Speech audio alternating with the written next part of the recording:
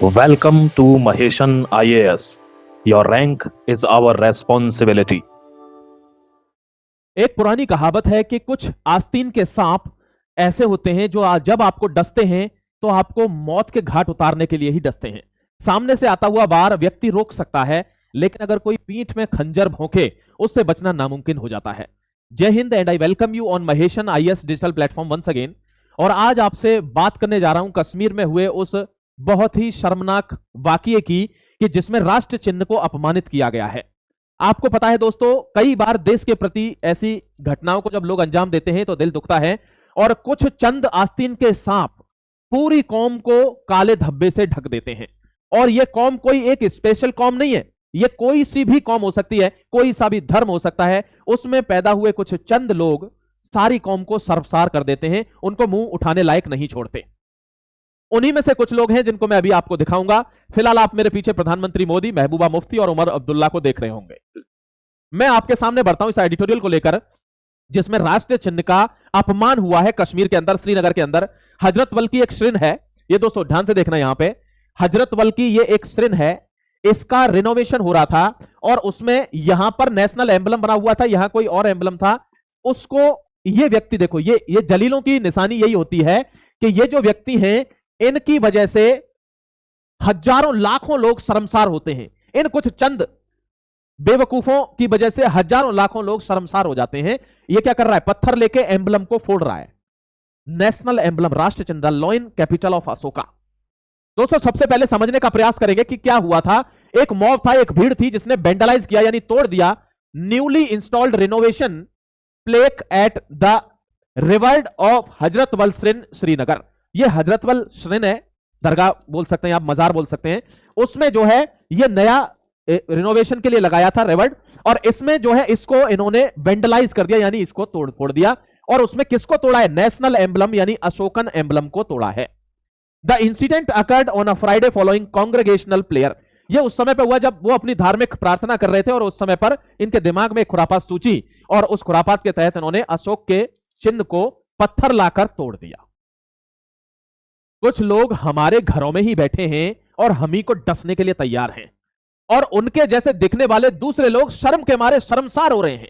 हमको समझने की जरूरत है, इसको किसी भी पार्टी, धर्म, जाति विशेष से मत देखना, इसको देखना राष्ट्र के परिप्रेक्ष्य से कि क्या यह राष्ट्र के लिए ठीक है। मैं आपको सबसे पहले एक इंफॉर्मेशन दे देता हूं, यह आर्टिकल आपके लिए बहुत इंपॉर्टेंट है, प्लीज इसको अच्छे से देखना और कमेंट में अपने व्यूज भी देना कि आप इस पर क्या सोचते हैं। प्लीज मैं आगे बढ़ जाता हूं और सबसे पहले आपको वो बताता हूं कि जिसके ऊपर विवाद है, किसके ऊपर विवाद है? इसके ऊपर। इसी को वेंडलाइज किया गया, इसी को तोड़ा गया है, ध्यान रखिएगा। ये अशोक, ये क्या है? अशोक स्तंभ है दोस्तों। सारनाथ आपने सुना होगा, जहां गौतम बुद्ध ने अपना पहला उपदेश दिया था धर्म का, वहीं से ये लॉयन कैपिटल ऑफ अशोका ये लिया गया है स्कल्पचर से।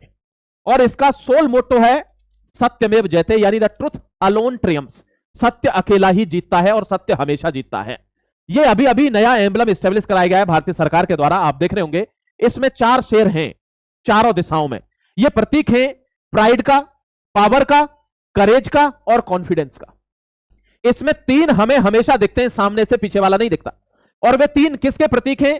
Power, confidence and courage. और दोस्तों ये कहां से लिया गया था? ये लिया गया है अशोकन सारनाथ से, Ashokan emblem, the lion capital of Ashoka. Lion capital क्यों? क्योंकि चारों दिशाओं में 4 शेर दहाड़ रहे हैं। यहां आपने देखा होगा, मोदीज लॉयन लुक फेरोसियस, निडर। ये शेर कैसे दिख रहे हैं? निडर। निडर का मतलब क्या है? हमें किसी से डर नहीं है, हम किसी के शासन में नहीं चलते, हम शासन करते हैं। दोस्तों ये क्यों लिया गया था? क्योंकि अशोकन एम्पायर का डोमिनेंस था, और डोमिनेंस स्टैब्लिश करने के लिए आपको सोवरेन होना जरूरी है, आप किसी के अंदर नहीं रह सकते।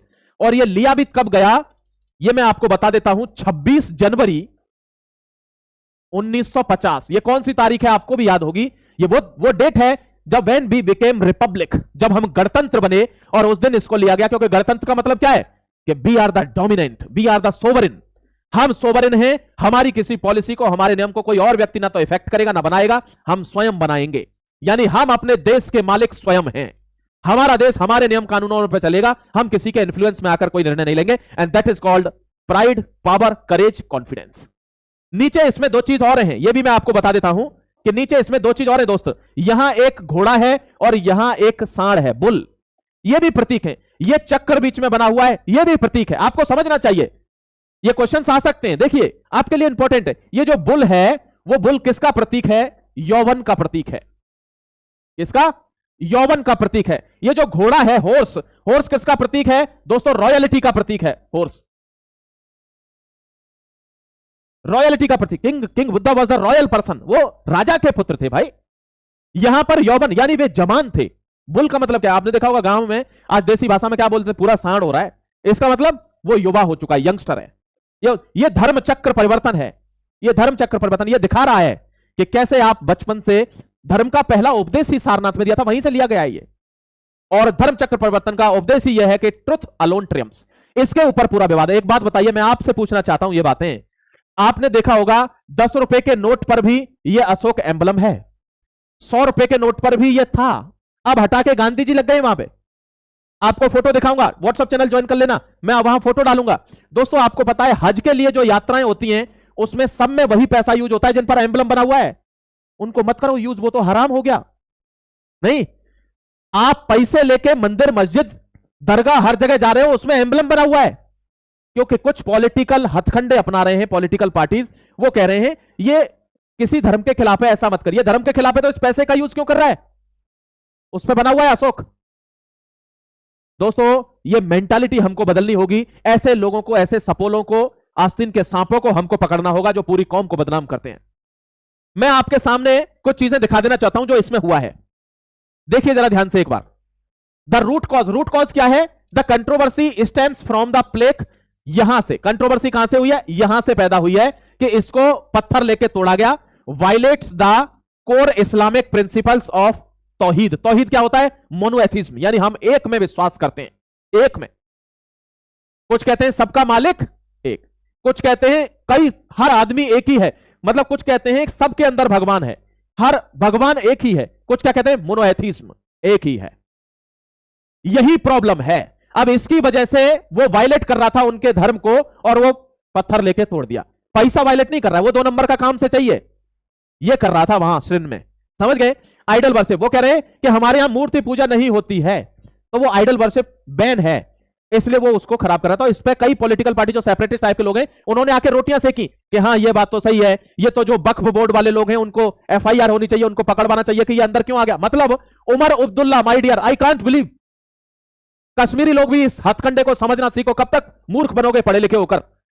Umar Abdullah is defending it, कि हाँ डिफेंड कर रहा है कि उनकी गलती है, ये यहां लाना ही नहीं चाहिए था। वही उमर अब्दुल्ला जिस पर करोड़ों की संपत्ति में अशोक स्तंभ के पैसे मौजूद हैं। समझने का प्रयास कीजिएगा। नेक्स्ट आ जाइए। सारी पॉलिटिकल पार्टीज जो इसका बेनिफिट ले रही होंगी, इसको उकसा रही होंगी, उनके बारे में बता रहा हूं। देखिए ये है वो, यहां से वेंडलाइज किया है, यहां एम्बलम था, अशोक एम्बलम। ये दोस्तों बीजेपी की लीडर है, सुनिए, ये बीजेपी की लीडर है, ऐसी बात नहीं है ये रोटी नहीं सेक रही, ये भी सेक रही है। यही चीज तो पहचाननी है, यानी being an officer you must have to be rational, आपको रैशनल होना होगा। ये जो लेडीज है ना, ये भी रोटी सेक रही है। ये क्या कह रही है? देखिए यहां पे ये कहती है Waqf board stance. Waqf board का स्टांस क्या है? Doctor Darakhshan Andrabi, the chairperson of the Jammu Kashmir Waqf board and a BJP leader, condemned the act as a terrorist attack. उसने इसको टेररिस्ट अटैक की तरह लिया है कि ये एक तरह से आतंकवादी हमला है। रोटी सीख रही है, क्यों? क्योंकि इसको पॉलिटिसाइज करना है मैटर को, by goons of a political party. उन्होंने कहा किसी दूसरी पॉलिटिकल पार्टी के असामाजिक तत्वों ने, by the goons of political party, इसको वेंडलाइज किया है। She defended the plex installation called for legal action. उसने डिफेंड किया कि हाँ यहां लगाना चाहिए, और गूंस के द्वारा ये अदर पॉलिटिकल पार्टी के असामाजिक तत्वों के द्वारा इसको तोड़ा गया है और इसके खिलाफ एक्शन लेना चाहिए। दूसरे लोग क्या कह रहे हैं? ये यहां लाया ही क्यों गया? हमारे यहां पे तो बिल्कुल भी एम्बलम या कोई भी आइडल वर्शिप होती नहीं है, ये खिलाफ है इस्लाम के। ये देखिए आपस में अलग ही मोड़ दे दिया, मतलब देश के राष्ट्र चिन्ह का अपमान हो गया और ये आपस में कोई और ही एंगल दे रहे हैं सभी लोग मिलके। And that is the irony the India is facing since long.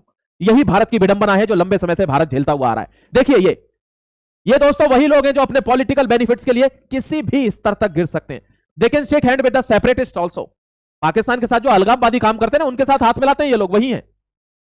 For the sake of political gain they can go anywhere on the any level. देखिए एक बार ये क्या कह रहे हैं।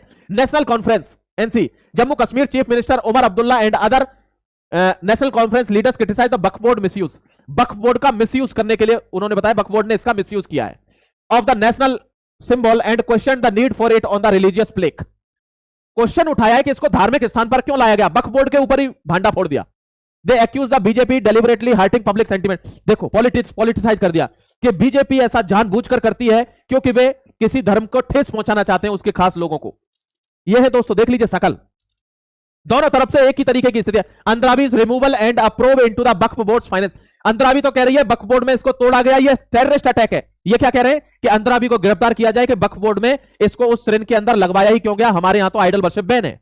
अब आप देखिए कौन सही है कौन गलत है. ये एक ही कौम के लोग हैं, एक ही कौम के, सिर्फ पॉलिटिकल गेन के लिए एक दूसरे पर यूज एंड थ्रो वाला फॉर्मूला अपनाते हैं. ध्यान रखिएगा. पीपल डेमोक्रेटिक पार्टी पीडीपी की ये नेता chief minister Mehbooba Mufti labelled the plex installation as blasphemous and demanded legal action against the Waqf board officials. उन्होंने बताया इसको कि यह बहुत ही शर्मिंदगी है, यह एक धर्म के खिलाफ किया गया काम है और तुरंत गिरफ्तार होनी चाहिए अंद्राबी जो कि वक्फ बोर्ड की चेयरपर्सन है, जो बीजेपी की लीडर भी है.